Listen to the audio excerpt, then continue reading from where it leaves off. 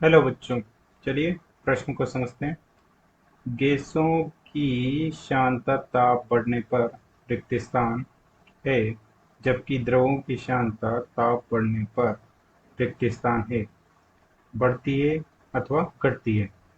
हमें बताना है कि रिक्त स्थान में क्या आएगा। मुख्य अवधारणा। हम जानते हैं कि किसी भी द्रव में कणों की व्यवस्था इस प्रकार से पास पास होती है, जबकि गैस में कणों की व्यवस्था दूर दूर होती है। कोई भी तरल आदर्श नहीं होता है तथा वह गति में कुछ प्रतिरोध डालते हैं। तरल के इस आंतरिक प्रतिरोध को ही शांता कहते हैं। शांता कहते हैं। अब चलिए इस प्रश्न को हल करते हैं। जब जब ताप बढ़ाते हैं तो द्रव के कण दूर दूर होने लगते हैं, यानी कि ये जो कण है वो दूर दूर होने लगेंगे, जिससे उनका आंतरिक प्रतिरोध कम हो जाता है। तो आंतरिक प्रतिरोध प्रतिरोध कम हो जाता है, जिससे उनकी शांता भी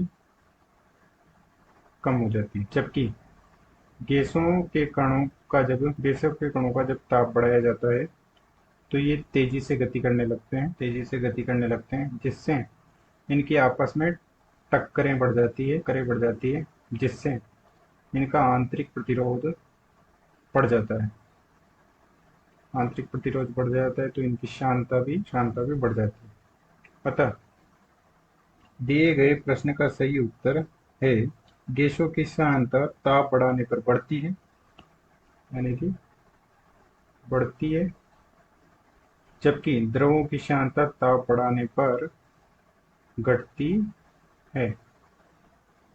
आशा करते हैं आपको समझ में आया होगा। धन्यवाद।